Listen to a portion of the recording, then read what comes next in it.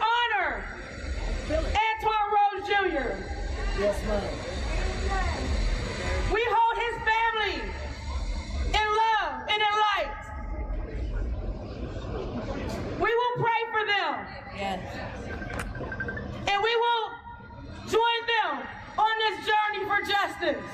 Amen. Amen. And we will do that by sending whatever it is that they need at this time. Right. That is what we have to do as family, is take care of one another in whatever way we can. You can be the poorest person on the planet, but I bet you know how to cook up something.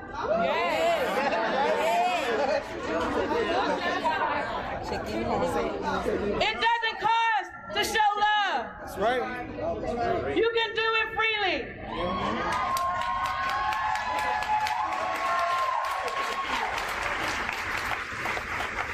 So I implore you, while we love them, a part of loving people is giving them the space that they need when they need it, whether we want to love on them or not.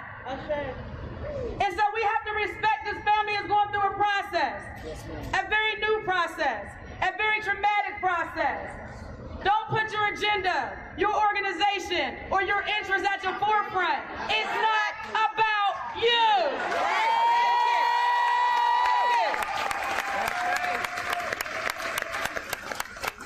Right now, it's about Antwon's family.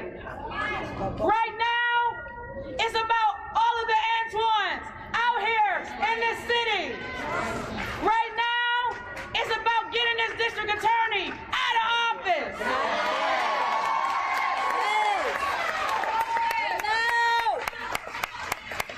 We're done demanding him to do what he is called to do and elected to do. We're done asking for him to do what he does every day to black and brown babies. We're done begging him to be just. We're telling you, you're gone. You're done. It's over. We're not here. We're not here asking you to do the right thing. We're here telling you, you're done. It's over. You're gone. Whatever decision he makes, because he's going to make a decision that he wants to make, no matter what we want, and no matter what we say. That is why he has to go.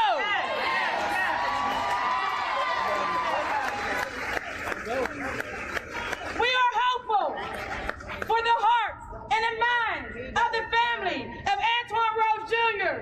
that this police officer is held accountable for this murder. For this murder. We hope and pray that he is held accountable for murdering Antwon, but we don't have faith in him to do so. That's right. And we're not waiting on him to do so anymore. Come on. No justice, no peace. No justice, no peace. No justice, no peace. No justice, no peace. No justice, no peace. No justice, no peace. No justice, no peace. No justice, no peace. No crooked ass police. No justice, no peace. No justice, police. So we're going to register to vote. We're going to actually go out to vote. Yes. We're going to pick people up and take them to vote. Yes. We're going to volunteer in campus and knock doors to get everybody else to vote. And we're going to continue to love one another and stop judging people because you don't know or you didn't come from where they came from.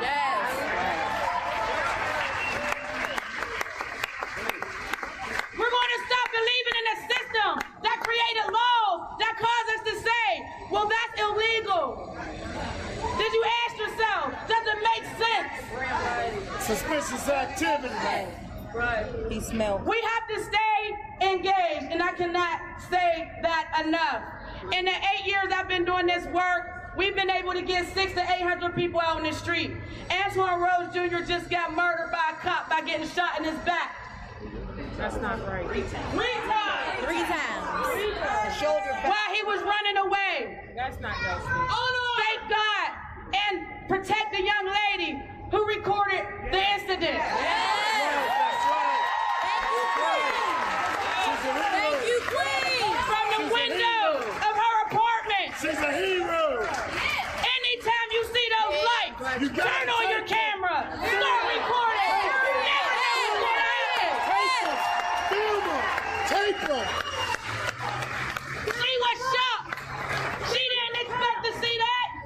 She was just recording. You heard her on the recording. Oh my God! Why are they shooting?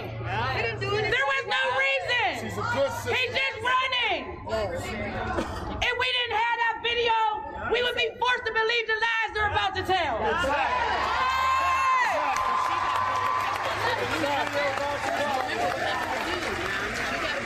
So we remember what happened to the young man that recorded the incident with Eric Garner.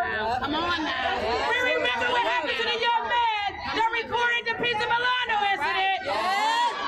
Let's not forget about the sister who recorded the murder of Antwon Rose Jr. They're going to come after her. We got to protect her. We got to protect her. We gotta protect her. We have to protect her. And so we have to continue. We have to organize and we have to stay in touch. Right? We have an organization because you have to be organized. You have to have a central space for people to reach, to call out, to tell you what the charge is. But we're all family. We're all family. I'm not your leader, I'm your sister. We're all family. The boss. And we're all in this together. We need your ideas, your creativity, your feet, your hands, your mouth, your mind. We need everybody in this. From this day forward, we are on a campaign to DC, Zapala. From this day forward, we are launching a campaign to DC District Attorney Zapala, starting tomorrow. I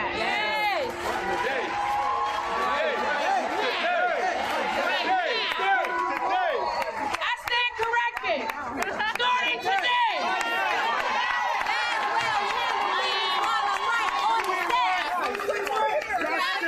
When do we want it? Now! When do we want justice? When do we want it? Now! If we don't get it, if we don't get it, if we don't get it, shut it down. If we want get it, shut it down. When do we want justice? When do we want it now? When do we want justice? When do we want it now? If we don't get it, shut it down. If we don't get it, shut it down. If we don't get it, shut it down. If we don't get it, shut it down.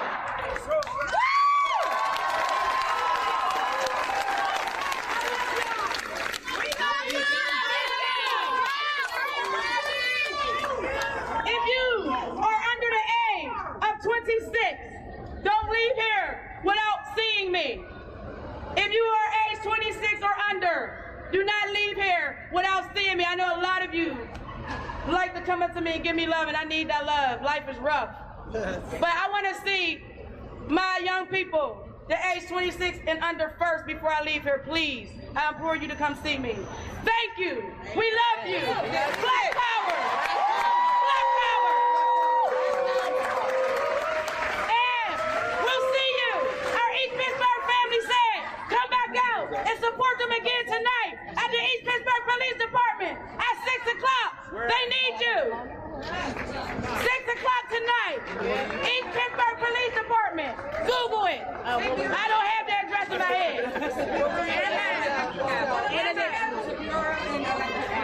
Right with the address. 851. So we'll be there tonight at 6 o'clock. And somebody just said, excuse me. Hold up, y'all. Is it still on? Is it still on? It's on. It's on? It's on. Somebody just asked me. Somebody just said, are they doing it again? Yes, we are. Didn't I tell you get ready? Every day.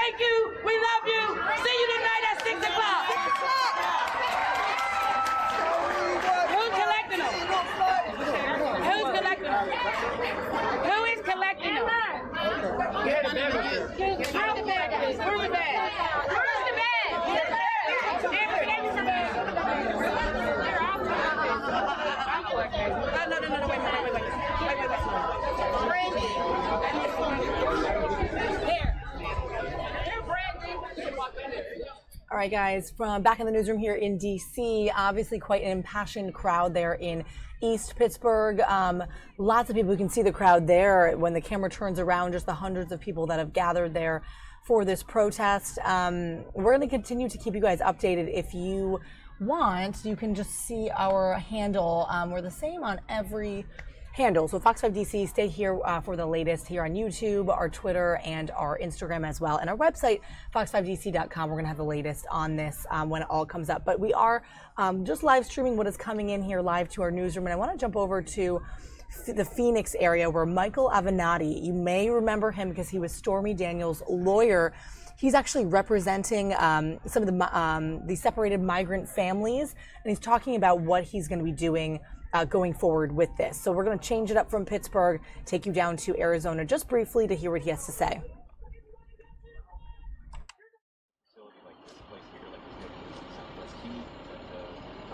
Well, again, I don't want to get into the details, but there's a lot of people in this nation that have witnessed a lot of things over the last few weeks. And even though they may be working at some of these facilities or may be working within ICE, they're not happy about what happened or what continues to happen. Many of these individuals have children of their own, and they place themselves in this situation, and they're not happy about it. How was the boy physically? His physical condition was fine. I think the facility is well maintained. I thought the staff was very cooperative. They're doing their best to care for these children, but the fact remains that these children are better off with their parents and certainly should not be over 1,000 miles away in an unknown place. I mean, if you can imagine, this young boy's never been to the United States before. He doesn't know what to think. He doesn't know if he's ever going to see his mother again. This is not how we should be treating these children. How old is he again? He's 6 years of age.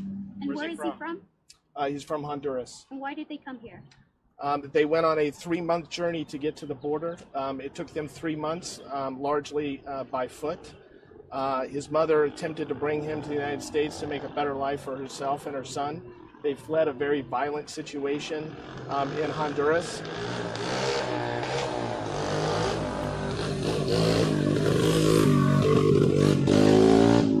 They fled a very violent situation in Honduras, and she had a legitimate concern that she would be killed and her son would be killed, and that's why they went on that 3-month journey in an attempt to come to the United States. Are they seeking asylum? I'm sorry? Are they seeking asylum? Presently, yes. Were they apprehended? They were apprehended briefly after crossing the river outside of Laredo. So they did not go to an authorized port of entry as required by law? Well, I don't know whether that's required by law or not. Actually, I think I'm not going to get into a debate with you, but look, here's the bottom line. Whether people are coming here legally or illegally, you don't take their kids from them and ship their kids thousands of miles away. And the fact of the matter is this. If it was a white family that looked like me, if I took my family somewhere illegally in the world and my children were detained and separated from me, you can bet your ass that the State Department and 100 million Americans would be up in arms demanding those children release. And the fact that this is happening to thousands of children, regardless of where they're from, regardless of whether they've come to a legitimate port of entry, I don't think it makes any difference whatsoever. You don't treat children like this. How many of these families do you represent now? Upwards of 60 at this point. How many of them in Phoenix? How many have children in Phoenix? Yeah. 5. What did they think was going to happen when they got here? Well, I think they were hoping to be able to gain entrance into the United States, and they were going to seek asylum. They were seeking a better life. I'm sure that many of us here today have relatives that came to the United States under very similar circumstances, maybe 100 years ago or more. Do you have anything to do with Darwin Mejia's case? He's a 7-year-old. His mom is in D.C. about to have a court hearing. No. How did you trace him to here? It took a while. We were finally able to obtain information that demonstrated that he was here, but it was not easy. Many of these mothers have no idea where their children are anywhere in the country. They haven't been told where they've been transported to. I tweeted out last night a copy of a form that one of my clients in California completed yesterday morning in an attempt to find out where her little girl is, her 7-year-old little girl. And I also provided ICE's response, which is they don't, quote, have that information, close quote. Well, let me ask you this. If they don't have that information, who does? How are we supposed to track these kids down and reunite them with their families, if we can't even figure out where everyone is? This is one of the reasons why you don't take children and parents and separate them by hundreds or thousands of miles all across the nation, especially when you don't have the way or a way of tracking them down. It makes reunification incredibly difficult, and there appears to be no effort being undertaken whatsoever to reunite these families with their children by the government. Talk about the time that you spent with him in there. How many hours, and was he, I mean, your reaction to him not believing you? Well, I mean, it was sad. It was terrible. I mean, this is an excruciating process, and for all the critics out there that think that this is an acceptable way to treat mothers and children, have them come down here to one of these detention centers and meet with these children. Have them go to Laredo and meet with some of these mothers and hear the stories of these mothers, and when they have their children stripped from their arms and when they break down uncontrollably crying. I'd like to see them sit in the interview rooms that I've sat in over the last week and hear those stories, and then let's see what they have to say. Then let's see if they're so critical of what we're attempting to do here. It's an outrage. The president says he's changed his... offering inside to help this young man cope with what he's going through. Well, I mean, I think they have counselors. I think their counselors are doing everything in their power to provide for these children. There's 128 children presently inside these gates, with the vast majority of them being separated from their parents. The president says that he has changed his policy. It's been widely reported. And today, Melania Trump went to one of these centers on the border in Texas to show her personal concern. What do you make of these overtures, and do you think there has been a change of heart in the administration? Well, my reading of the policy is that it only applies on a go-forward basis. There's a number of problems with the policy. It's also going to allow for permanent potential detention of these families. There's no time frame relating to how long they can keep these families together. But the most important problem with the policy from my perspective is that it doesn't provide for any reunification effort whatsoever for the thousands of families and thousands of children that have already been impacted over the last month or so. How long has Samir been at this facility?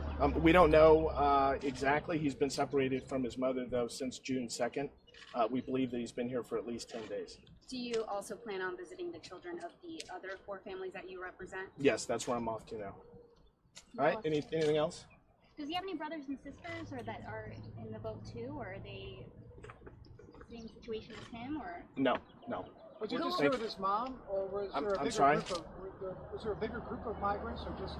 No, it was just him and his mom that were attempting to cross. Across Mexico? Correct. On foot? Well, largely on foot. I don't know exactly how far and at what time. What I do know is that the trip took 3 months and it was largely on foot. So there was no coyote involved? You're representing moms, mothers, and children. Representing mothers of children as well as displaced children. No, there was no coyote involved. There was no, there was no bad hombre Mexican hiding in the bushes looking to use a child to gain entry into the U.S. so that he could do harm to American citizens. It's a bunch of nonsense. It's a creation from whole cloth, and it's designed to prejudice Americans against people that are trying to come here and do better by themselves and their children.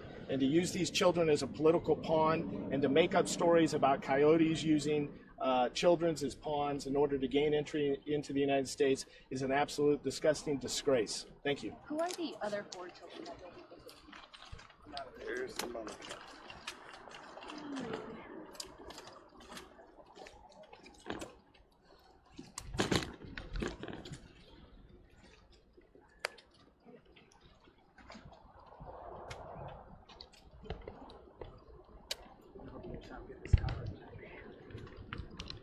I'll get him pulling up. You get him walking out. Yeah.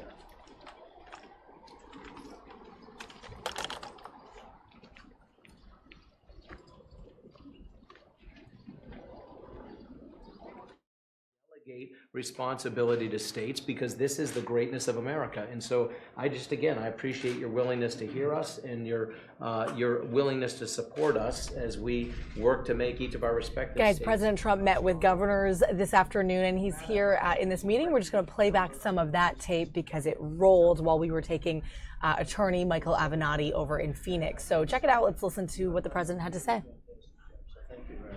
Appreciate it. Ivanka, do you have anything to say?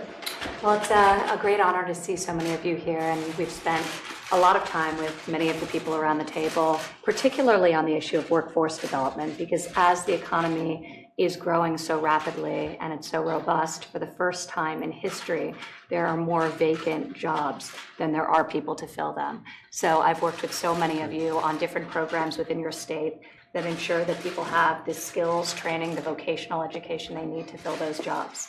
And we have a lot more great work that's going to be coming out of this White House in collaboration with each of you. So it's really an honor to be here today to discuss that and to discuss the skills that are needed in your states and how we can help you. So thank you for being here. Thank you very much. Thank you, Governor. Well, Mr. President, thank you for hosting us. We're honored to be here with you as always, and thanks for what you're doing. I'll just add to the conversation by saying this. You've done a lot of good things to help improve America's outcome. Make America Great is a slogan that's becoming a reality. What I really appreciate, though, is that you have, in fact, reached out to the states. Vice President Michael Pence has said to me, the thinking should be, is this something that the state should be involved with? Is this something the state should do and get away from Washington, D.C.? I think the trap we find ourselves in too much in Washington is this one-size-fits-all mentality, not respecting the differences that the states have in their different regions, different demographics, different cultures, different politics. But your administration, much better than the previous administration, has reached out to states and said, we want to know what you think, what you can do, and maybe put more responsibility back to the states. That's, I think, a secret for continued success for this country. Great. Well, great job. How is the 1,000,000 square miles that we just gave over, ceded over to you? How is that doing? Everything good? You know, again, the public land stays public land. Yes. And we want to make sure that the narrative is such that it's always been public lands and continue to be public lands. It's just going to be better for the local people there as far as how they can manage and help the federal government manage it, particularly when it comes to the needs for the Navajos and the Native Americans. This is really a win-win. So we thank you very much for what you've done to help us. I've got so many calls from people in Utah. They're so happy about, you know, what took place. And they never thought it was going to happen. Finally, somebody in Washington is paying attention to the public land states. We're not many. We're just a few. And if you're east of the Rocky Mountains, public lands, what's that? But in the Intermountain West, it's a big deal for us for endangered species, access to energy development, tourism and travel. I mean, all those things need to be put together in a balanced approach with common sense. And you've helped bring in common sense. Well, you two great senators pushed me very hard on that. And when I looked at it, I said, that's a natural, so it's good. So say hello to everybody. Well, I will do that, and I think you're soon going to have another friend that's going to support you too. And good. Mitt Romney. That's all working out, right? That's all moving on. Good. I think he'll be excellent. I endorsed him. I think he'll be excellent. He's mentioned that. Good. So That's it's good. working. It's got to be working. Good. Say hello to him. Thank you, Governor. Mr. President, let me join with the rest of my colleagues in thanking you very much for this opportunity. A little bit about Idaho. First off, I've had more cabinet members in Idaho. I'm in my 11th and a half year as governor, and 6 years in Congress, 14 years as lieutenant governor. And this is the first time in all of that time that I've had more cabinet members in Idaho than ever before. Your folks, because like Gary, like Utah, Idaho, 65% federal government, either Forest Service or Interior. And your folks have been fantastic. In fact, they govern more of Idaho than I do as far as the land mass goes. Probably true. But it really has been on a big upswing for us. We're now at 2.9% unemployment, the fastest growing state in the nation in terms of numbers. Wow. The fastest growth in personal income in the nation, again for another year. And right now our economy is rocking around 8.6%. Wow, that's fantastic. And I got $500 million in the bank. That's not bad, right? That's a little different than a lot of places. And I got a 67% funding, pardon me, a 97% funding on my retirement fund. Well, that's good for public good. That's Everything's amazing. great. Boy, Keep you it are up. doing well. Congratulations. That's it a up. good job. You've done a fantastic job, and thank you very much for being here. Thank you. That's a great place.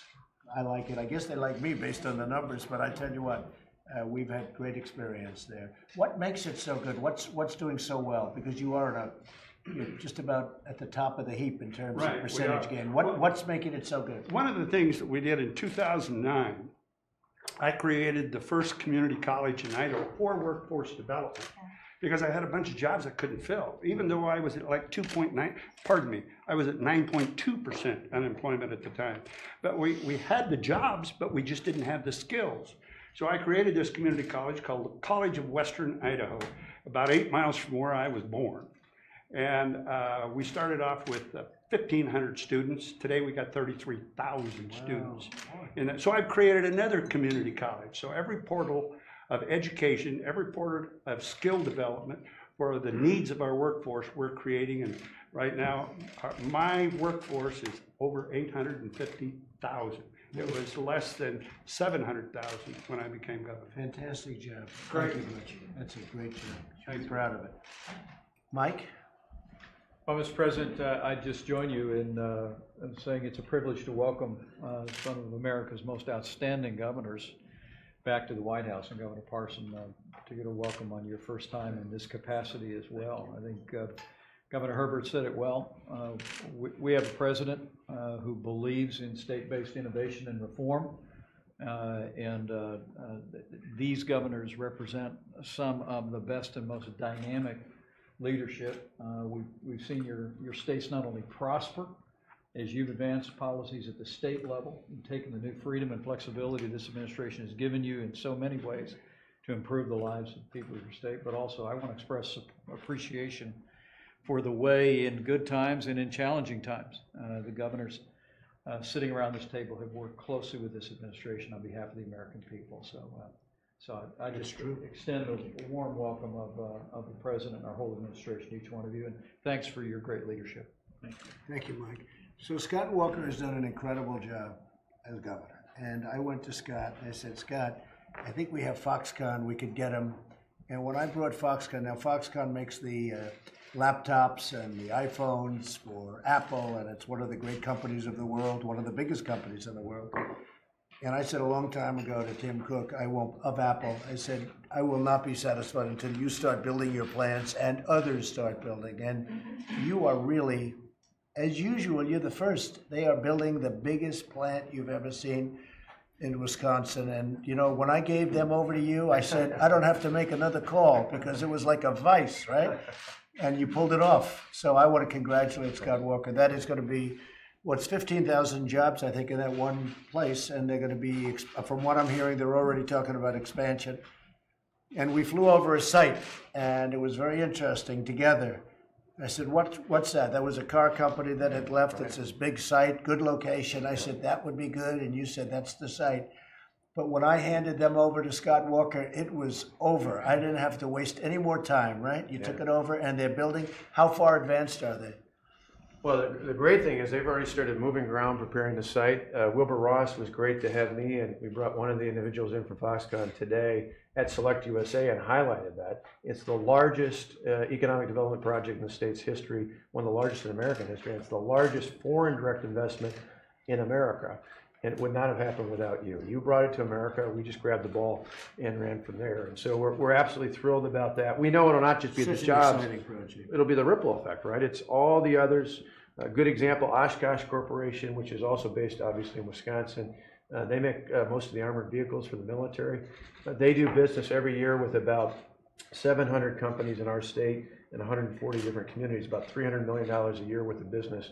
When Foxconn is fully operational, they'll do 4 times that. So it's just a massive effect all across the state and really across the Midwest.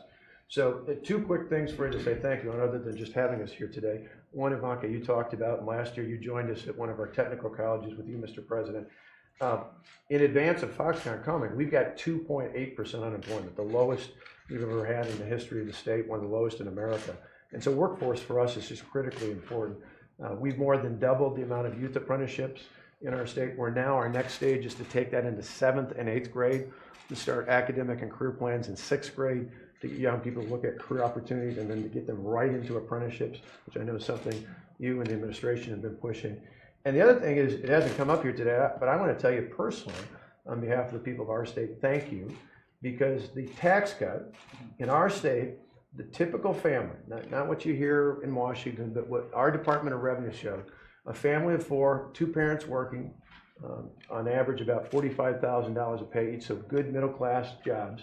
2 parents working, 2 kids at home, save $2,508 each year because of your tax cut. That is not crumbs. Those are real dollars that will help working-class families in our state. We appreciate it. Well, I appreciate it. I have to say about Scott Walker, he was the first one to tell me that they're having a hard time getting into Canada with their dairy products, right? And Scott really brought it to my attention better than anybody else could have. And we're going to get that situation straightened out. You know, it's not a pleasant thing, but they've gotten away with it for a long time, and it's not fair where they send their product to us, but we can't send our product to them.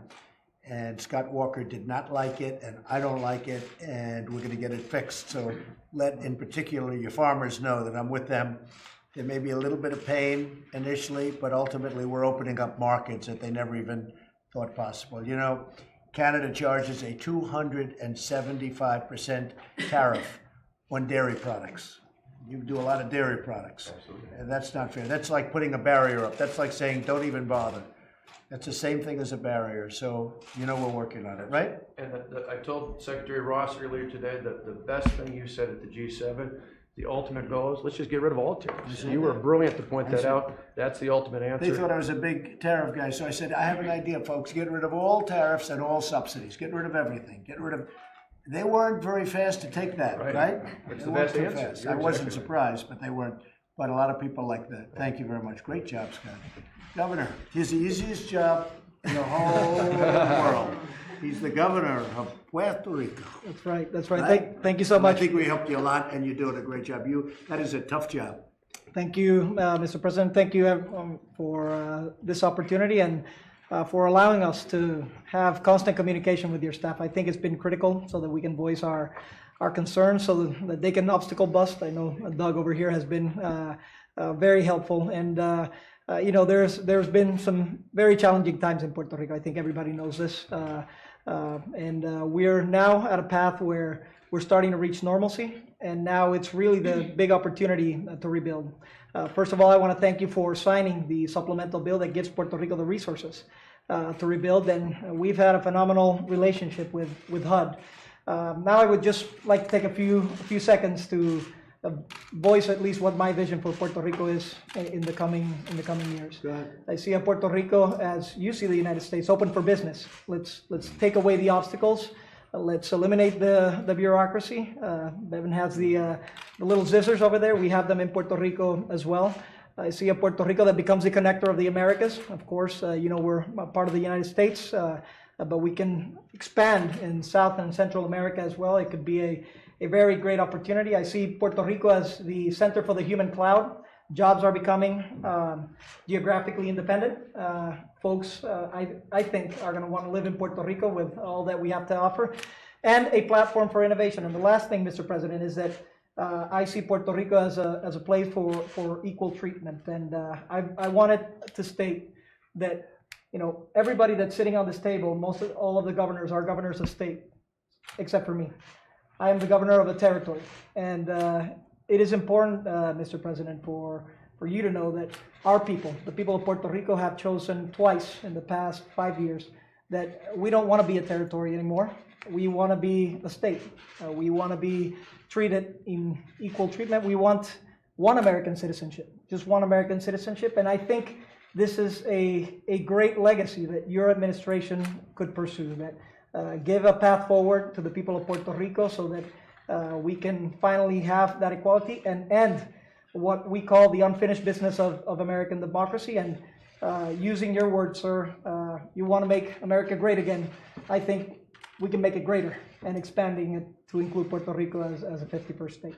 Well, thank you, Ricardo, very much. And Ricardo is going to guarantee us 2 Republican senators. Is that correct? Well, would that process make a very quick? Might be a very quick process. It's not the campaign. I guarantee Puerto Rico will be a battleground state. You've really worked very hard. Thank you. We've been there together, and you know, Ricardo inherited a power plant that was virtually useless, and it was in bankruptcy. It's been in bankruptcy for a long period of time. And many of the other places were in bankruptcy and tremendous amounts of money owed, and you got in, you've been working really hard. He was very brilliant. He blamed the hurricane for destroying the power plant, and he's doing very well. I'll tell you what, the people of Puerto Rico are being well represented by this man because we like him and we respect him. Thank you, Mr. And we President. are working on that power plant, and it's, you know, it's very big numbers. It was bad before the hurricane, it was bad after the hurricane, but, you know, we have some great talent over there. But just say hello to the people, they're great people, they've endured a lot. That was as bad a situation as I've ever seen.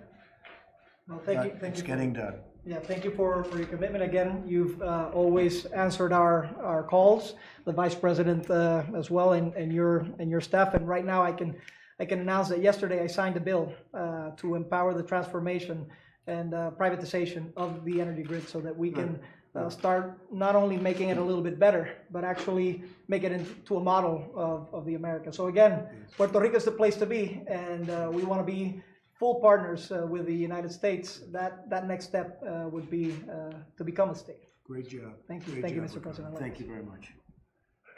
Mr. President, we've got a great group of governors here today who want to work in partnership with you on opioids and combating the opioid epidemic, on workforce, apprenticeships, vocational training, and they're really good partners, and they want to help make their states better in partnership with you and your administration. Thank you very much. And, you know, while we have Alex here, and we did it a little while ago, but if you could give just a brief summary of what we've done on healthcare, because it's so exciting. It's association healthcare. It's millions and millions of people.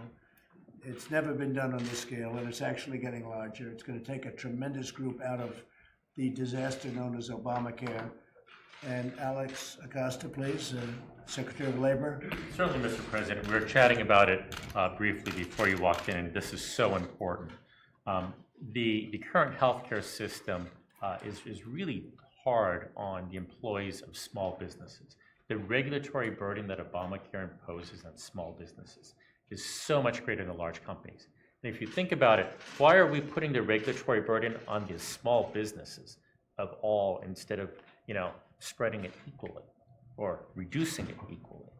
And so association health plans allow all the small businesses around the nation by industry or by geography to band together and to access healthcare as if they're a large company.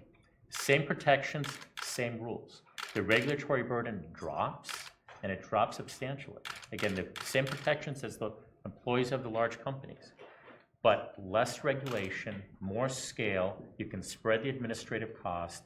You can spread the actuarial risk. This is a big deal. The estimates are between $1,900 and $2,900 in savings per employee. And just this morning, already, chambers of commerce in states around the nation have stepped up and said, we used to have these. We want to have these again. And so I'll be in Tennessee tomorrow, meeting with local small businesses and their chambers and talking about this. And we've already talked about this in the context of Kentucky and Missouri. And you know, we are, you know, as I look around the table, we've been partners on so many issues, WIOA issues in Indiana, opioid issues. You know, our approach, the president's approach, has been to work with each of you. The issues of Indiana and Idaho are different. You know, Puerto Rico and Oklahoma are different. It's not a one-size-fits-all. We'll work with your states to make sure that these association health plans can flourish.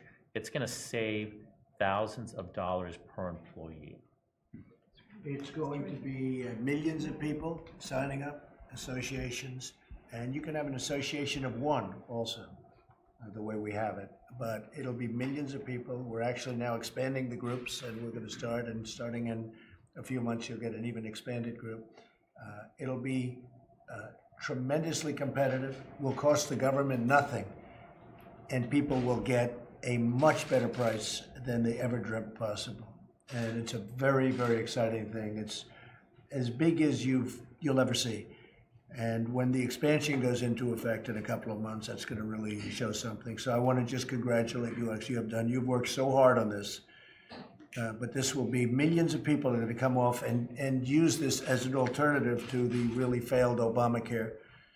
And step by step, that's being dismantled. Essentially, it is dismantled. And once we got rid of the individual mandate, which was such a disaster for all of you, where people had the privilege of paying a fortune so that they didn't have to buy insurance, okay? They got nothing, they just paid, and that's gone. And that's something we never think of, but we should, Mike, we should add that when we talk about the tax cuts.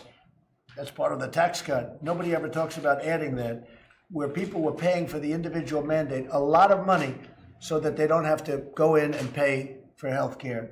So they were paying not to have health care. If you add that to the tax benefit, which frankly, nobody ever thought of, but I think you could put that because it is in the same tax cut bill. So I think we should maybe put that down to the formula. But Alex, it's so exciting, and people will save thousands and thousands of dollars and have much better health care than they had with Obamacare. Thank you very much. Kellyanne, could you say a couple of words about the opioids? Thank you, Mr. President, Mr. Vice President. All the governors around the table represent very different populations. They have different geography, politics, certainly demography, but they all share this crisis in common, and we call it the crisis next door. And Mr. President, due to your leadership, just this week in Congress, where bills are being passed overwhelmingly bipartisan, Congress previously hearkened your call to allocate $6 billion for opioid funding. That's on top of the SAMHSA grants, that's on top of CARA, 21st Century Cures Act. They're giving the resources that we need, but we're also giving the respect that is necessary also to help those in need destigmatize, to break through that silence. Many Americans tell us, Mr. President, that we're not punishing the drug traffickers enough and we're punishing the addicts too much. And through your leadership, we are reversing that. The new ads are being broadcast in everybody's states and territories right now. The first tranche of ads, we've partnered with the Ad Council, 75-year history. We've partnered with the Truth Initiative.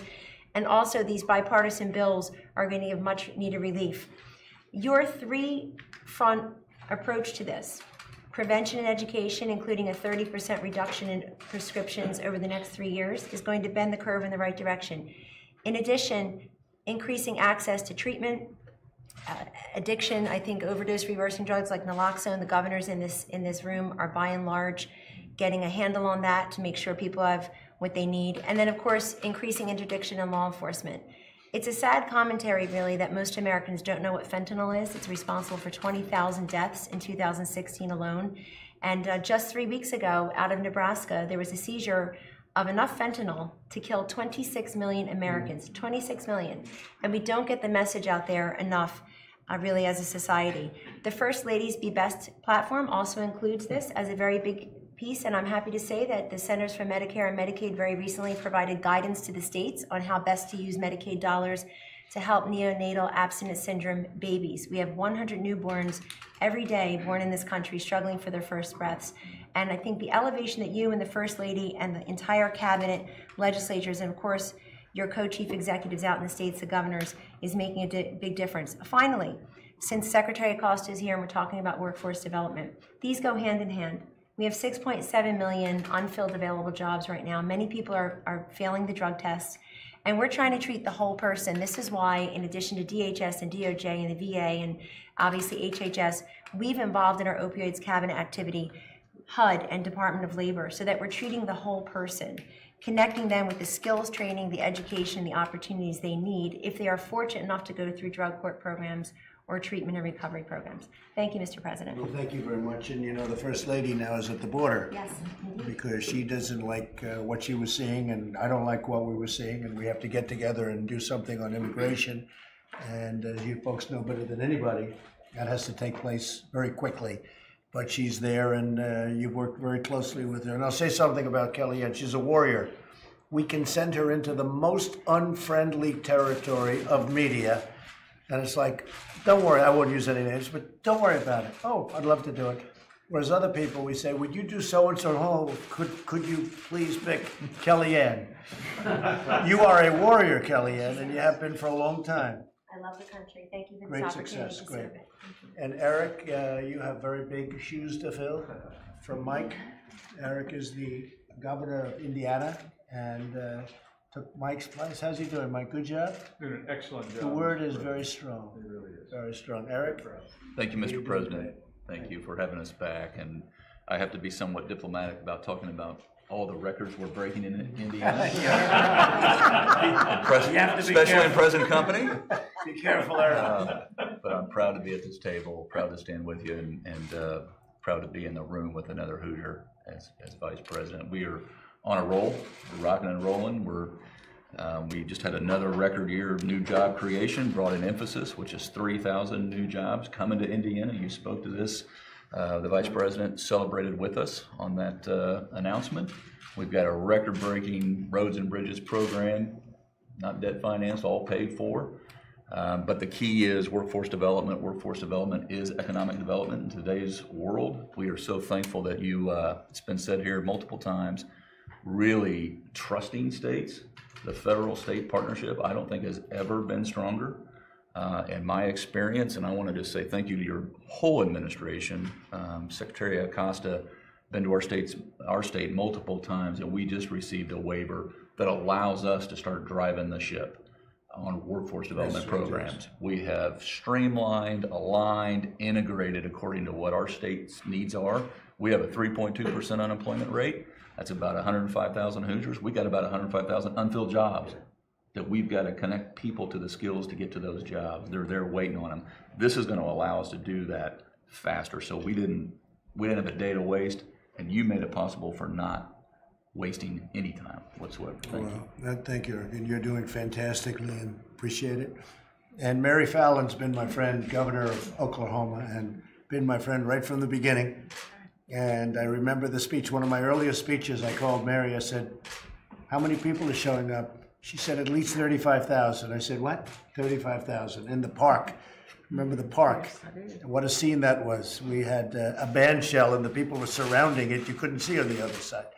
But Mary's been so incredible and done a great job as governor of Oklahoma. And what would you like to say? Well, thank you, Mr. President and Vice President. It's always great to see you too. And I have to say, I'm finishing up my last year as governor of the state of Oklahoma.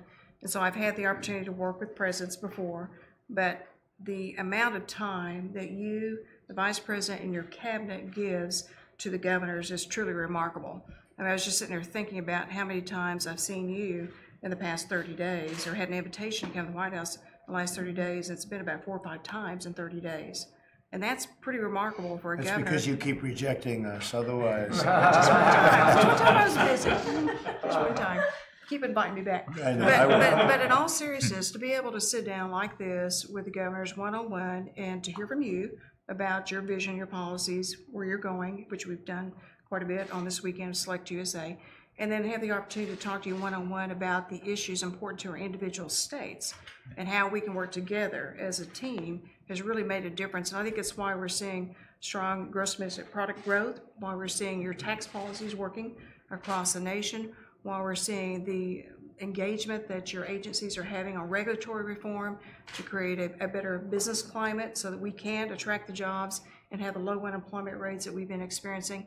And then just your voice, your advocacy, your leadership on important issues like opioid and substance abuse, and hear the focus that you're putting on trying to get Americans back healthy so they can hold their families together, get back into the workforce, and certainly stay out of our criminal justice systems. And I know that just a month ago we had a criminal justice reform summit that you hosted, and what a difference we're making in the transformation of being smart on crime, but yet also keeping dangerous people off the streets. It's really making a difference.